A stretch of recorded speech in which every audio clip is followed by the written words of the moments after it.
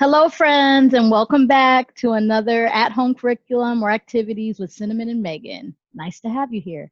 We are in week 10. Wow, it's been 10 weeks.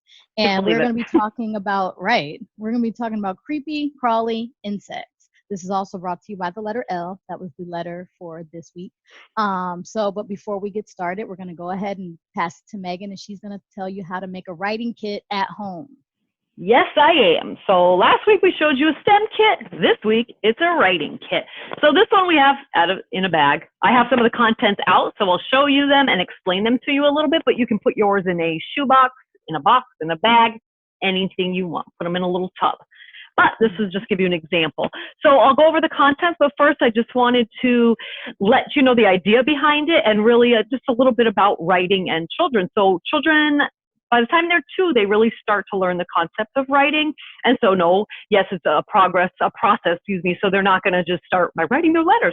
They're going to start with scribbles, and then they're going to make their way up to letters. And even within learning letters, to write their letters, it's going to be backwards. It's going to be upside down. They're going to write their name with one letter here, one here, one here, one here. So it's definitely a process. So be patient with that.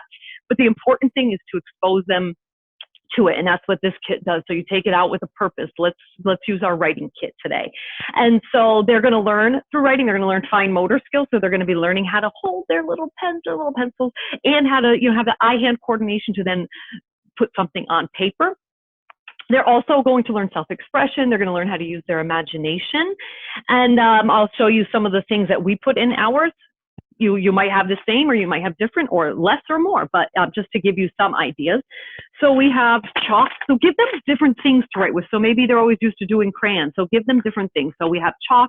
We have a little chalkboard. We have the big stubby crayons. You might have regular crayons, pencils, and colored pencils in here. Pens, so it'll be a controlled environment, so they will have paper to write on, not your walls or your tables, but give them pens. Wipe off boards are a lot of fun if you can get your hands on one of these. We have just a little miniature one here. They love those because look at how easily that wipes off, so they can continue to practice over and over. Also, if you have like little stationery kits, this one came with little notes, little thank you cards, little envelopes. So it's just something fun for them to write on, something different. We also have lined paper. You can create your own. You can buy some, print them off, but it gives them somewhere to write their letters and learn how to write them within space, which that'll be a skill they'll get when they're old. Don't expect them to keep their writing into one little location when they're younger. And then envelope, so they can write letters, decorate pieces of paper, and mail them to people. And then the last thing I was going to show you is this little notebook.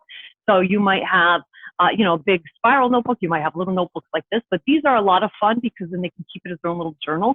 So if you're on the road or you're going out, it's going to be a long day for them, or you're going out to eat and you want them to be able to sit and concentrate on something, this could be a fun thing for them to write in, to keep record of all their drawings and things like that. And as they're older, you can also include in here their name cards. So if you want to write their name on a piece of paper, just have it present for them so that they can copy it.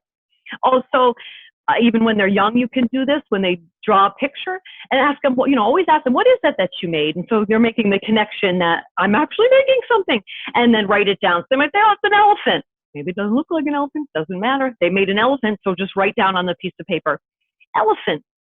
Put their name on their paper so that they can own it, and then keep their completed project, put them on the fridge, and then you'll have that kit with you to take out whenever you need it. Anything you want to add? Anything I missed? No, I think you did well. I think you did excellent. And I just think kits are the way to go. Learning kits, you can create any type of learning kit. It's given children exposure, and it's a fun little thing, so I like the idea of learning kits. So you'll probably see more of that from us. Yes, we do like them. All right, so it's moving into the theme. Like I said, we're talking about creepy, crawly insects. And so in our discussion questions, one of them is talking about the different attributes that insects have, and so if a child has a fear of insects, maybe some of these things that you're talking about can help reduce that. What insects have wings, what insects have 6 legs, which have 4 or 8.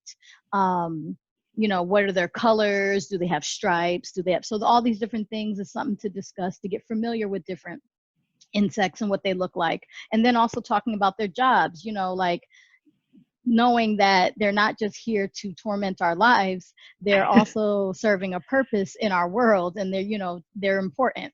So talking to your children about what are the jobs of specific insects, like a bee's job, or if they're honeybees, or if they're to pollinate flowers and stuff like that. Giving children understanding on that level can also make them more comfortable with insects.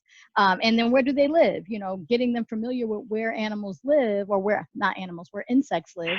That way, they know when they come across them, what it is. Ant hills. Like children don't know that some bees or wasps make hives in the ground, and that could be something important for them to know in case they came across it, to keep them safe. Understanding even ticks. Staying out of tall grass, or looking for ticks if you're playing in tall grass. Stuff like that. Also, moving forward into my crafts, some things I was able to create. And so I had created a caterpillar here, and I imitated him right after the hungry caterpillar. All I did was cut out some circles in regular paper, colored them in, and added all his little attributes, his funny looking feet. And he's furry. I used some cotton balls to make him a little furry and stuff like that. And so that was a really simple craft, but you could do that multiple ways. You can use different, you can use colored paper, so you don't have to color it, or you could use just anything you want to kind of make them silly and cool and different, or whatever. Also, I made a butterfly out of coffee filter. Wow. And I didn't have a clothespin or anything to put here, so I used I used a bread tie, the tie. Creative. Bread, which is cool. And I also used markers because I didn't have watercolors. So what I did was I used some markers, but I put a little water on it to spread the colors out, so it gives like the same feel as watercolors would. Also really cool, I made I love that. a bug jar. So this bugs jar is to, take outside and potentially collect little bugs that you can bring in and observe. And so also I made sure that I used some material up top that was breathable, so make sure animals are getting oxygen, not just trying to catch them and kill them, God forbid.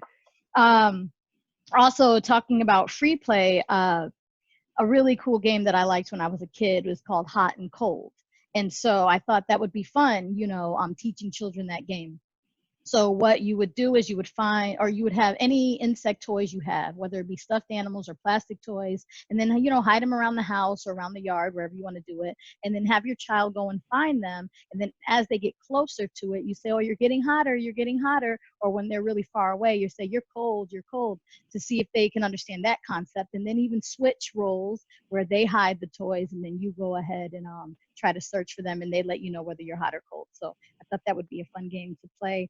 Also, while you're outdoors, collect some of those bugs. They have the little bug observatories. Mm-hmm. Some people have those. If you don't have one of these, there you go. Cool. Little you grabber. don't even have to touch them. That's right.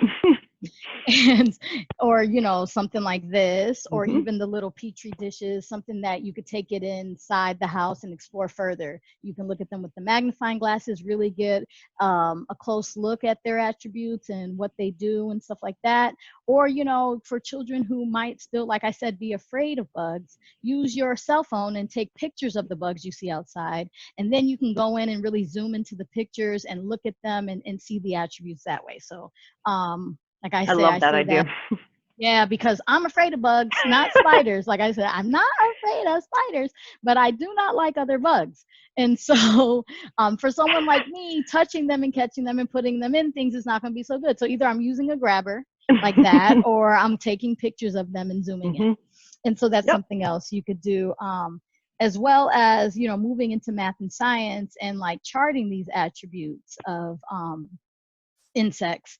So, take all this information that you got, this bug in the petri dish or the observatory or inside your little bug jar or your pictures, look at them, and then, you can even have your child draw them out, like all the bugs that we saw outside today that had wings. Draw them on this side of the page, or whatever the case may be. How many bugs did we see that were this color, or whatever the case may be. So, that's also a really good something that you could do with your children, and that's a great math. You know, charting and even observing bugs, great for math and science. Also, I just wanted to talk quickly about having books. We all know that we may not have all these books that we think that we need to have, and it doesn't matter. Any books about insects or bugs, whether it be specifically about what bugs do or about a story about a bug and whatever he's experiencing. So here I have bugs, bugs, bugs, the hungry Yep. caterpillar, and then the tall grass. So you can also go on YouTube. There's a lot of stories on there as well, so you don't have to worry about actually owning books on specific things like this.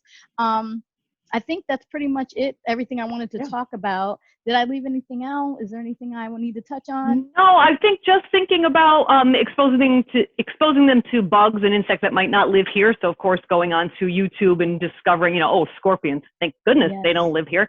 But you know, showing them different ones that might not live here, or crazy big spiders. You know, that could be fun too. Yeah. I mean, I'd rather watch them in a video too. So Yeah, that's a really cool it works for way everyone. to get to know them a little better.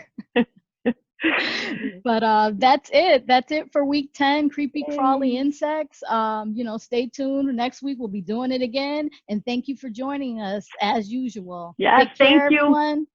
See you next time. Bye. Bye.